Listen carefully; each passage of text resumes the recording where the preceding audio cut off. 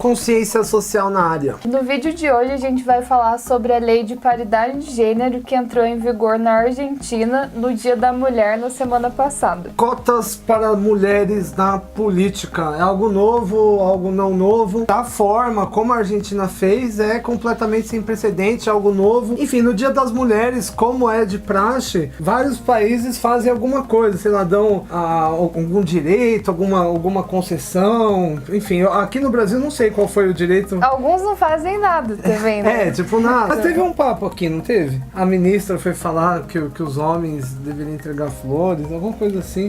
Enfim, isso é assunto para um próximo vídeo. Esse não é importante. Mas a Argentina, como que é a lei? Então, a cota, nesse sentido, é para cadeiras no legislativo. Então, nesse caso, 50% das cadeiras tem que ser destinadas a mulheres. E o interessante é que na Argentina, eles já faziam cotas parecidas com o que tem aqui no Brasil, que era de 30%. E mesmo assim, 40% das vagas do Congresso lá já eram ocupadas por mulheres. Então a mudança agora vão ser 50%, 50%, né, para cada gênero, mas lá já era uma coisa que estava acontecendo de uma forma bem legal, não tão parecido com o que a gente vê aqui, né? Cara, muda tudo. Eu que estudei ciência política sei bem que o desenho das regras do jogo eleitoral vão definir em larga medida o resultado. Aqui no Brasil tem cota para mulher? Tem. Como que funciona a cota? É 30%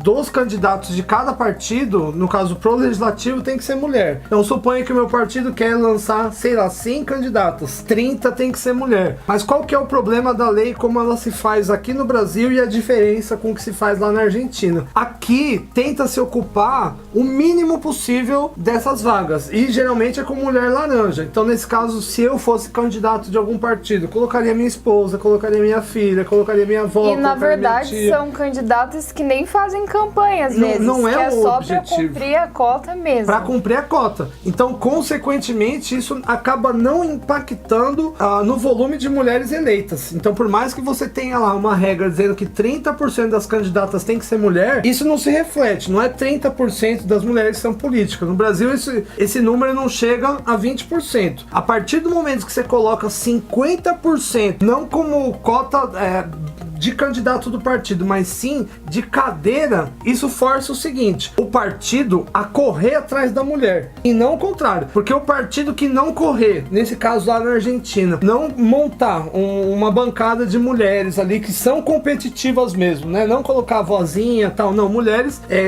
que tem perfil, né, para ter uma carreira política. Partidos que não fizerem isso, tem 50% menos de chance de emplacar. Isso eu consigo ver uma série de mudanças culturais que podem se estabelecer a partir daí. A primeira crítica que pode ter é o seguinte: parte dos cientistas políticos, por exemplo, aqui no Brasil, podem falar o seguinte, que isso vai levar a uma taxa de renovação muito grande. E como precisa de um tempo de adaptação, talvez isso crie uma paralisia decisória. Bom, eu não vou dizer que esse argumento é falso exatamente, mas eu quero que se exploda essa paralisia decisória. E assim, lá até uma coisa assim que não vai impactar tanto nesse sentido, porque já era ocupado 40% das vagas do Congresso por mulheres. Já tava indo um negócio meio aí lógico, aqui, né, que o negócio realmente ia mudar mesmo. Agora, se a gente copiasse, né, se seguisse a mesma linha, cara, muitos efeitos positivos poderiam partir daí. Primeiro, como eu disse, o partido ia ter que correr atrás da mulher. Segundo, ia ter fundo partidário pra mulher também, e não aquele fundo partidário laranja, que você dá o dinheiro pra mulher, na verdade, pra lavar o dinheiro de partido. Tem muito partido no Brasil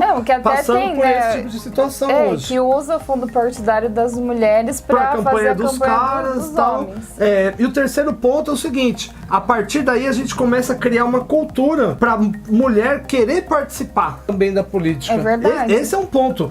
Se torna mais atrativo, né? Porque é uma coisa que vai acontecer efetivamente, não que nem a gente tem agora. Quantas mulheres você conhece que querem entrar pra política? Que entende, fala, puta, vai ser bom. Quantas? Próximas, nenhuma. Que você estudou, amigas de escola. Não é um desejo feminino, simples assim. E você não dá pra começar do dia pra noite. noite, falar, vamos colocar 50% de mulher. Muito bem, quem são essas mulheres? Você precisa partir de algum lugar e não se cria uma cultura política que não praticando política. Esse é o ponto. Eu acho sensacional o objetivo da cota brasileira, que é a cota de candidato, e o objetivo da cota argentina é o mesmo, promover paridade, ou seja, só que na velocidade que a nossa lei vem fazendo, nós vamos conseguir essa paridade, sei lá, daqui 100 anos, daqui 150 anos, e talvez nem isso. A Argentina, em uma mudança legislativa, voilá, conseguiu alcançar o padrão. A Argentina tem problemas? Tem também, tem.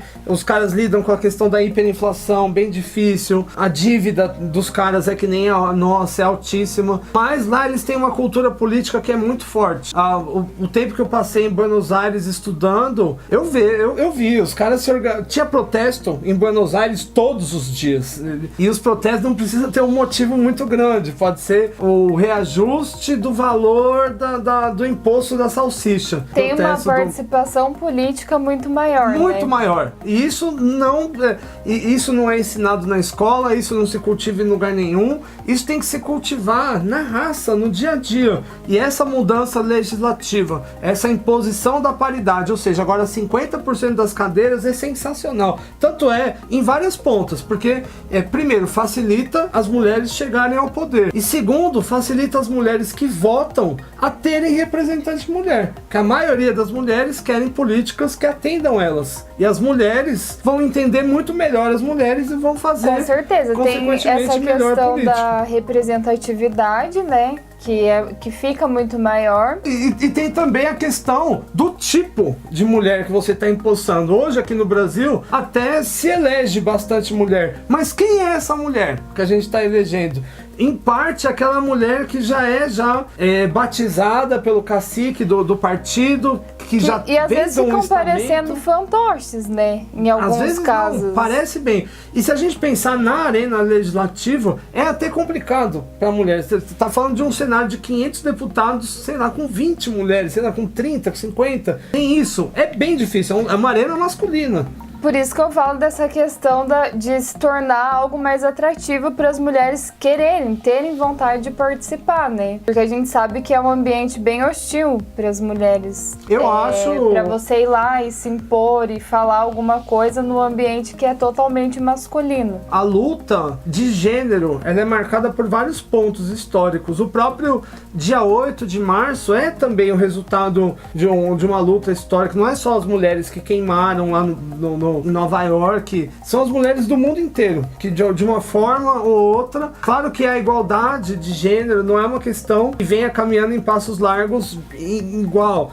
Na Islândia tá de um jeito, aqui tá em outro, mas eu acho que a igualdade de gênero, ela passa obrigatoriamente pela esfera política. E a Argentina, ao dar esse canetaço, mudou o cenário político. As próximas eleições a gente já vai ver 50% ou mais das cadeiras argentinas ocupadas por mulheres. Isso cria exemplo, né?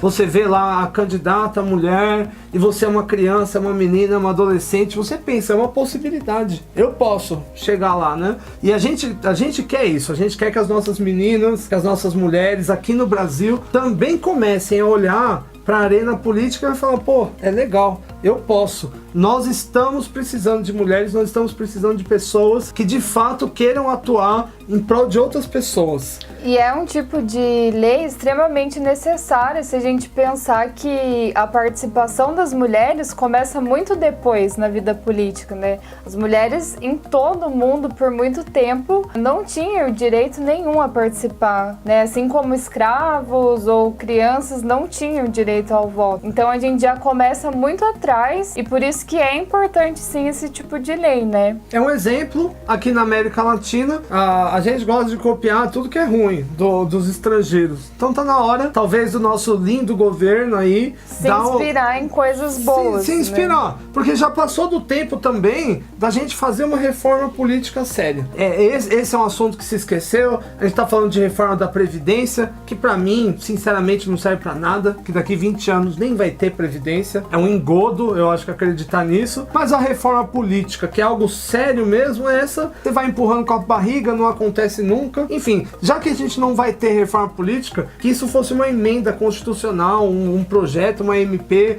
estabelecer uma paridade. Agora, para as próximas eleições, não mais aquela cota de partido que só serve para fazer mulher laranja, para lavar dinheiro de fundo partidário.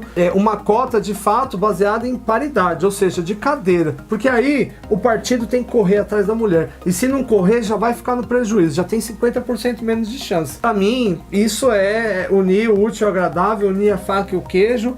Eu vejo futuro nesse tipo de atitude e encaro isso como foi uma vanguarda da Argentina, mas eu acho que isso aí é tendência. Daqui 20, 30 anos, eu imagino que todas as grandes democracias do mundo vão ter mecanismos muito parecidos com esse. Tomara, né? Mantemos a esperança, porque a Argentina é vanguarda em várias coisas. Aliás, eles foram o primeiro país a ter uma mulher presidente, né? Só prêmio Nobel já tem mais de meia dúzia, né? E a gente ainda falta o primeiro para completar um. Enfim. E tá tão pertinho, né? Acho que o Brasil deveria olhar e copiar esses bons exemplos. É bom olhar para os americanos, é bom também olhar para os europeus, né? A gente tem essa síndrome de underdog, mas a gente olhar também para os nossos vizinhos aqui, os caras estão fazendo coisas sensacionais. O Uruguai está fazendo coisa sensacional. A Argentina agora está mostrando um exemplo sensacional. Enfim, eu acho que a gente pode parar de olhar um pouco para os deuses americanos e europeus, porque aqui na América Latina a gente produz coisa demais também. É verdade. Se você gostou desse vídeo, curte, deixe o seu comentário, se inscreve aqui no canal e ative as notificações do sininho. Consciência social, tudo nosso. Muito obrigado. Paz, minha gente. Tchau. Tamo junto.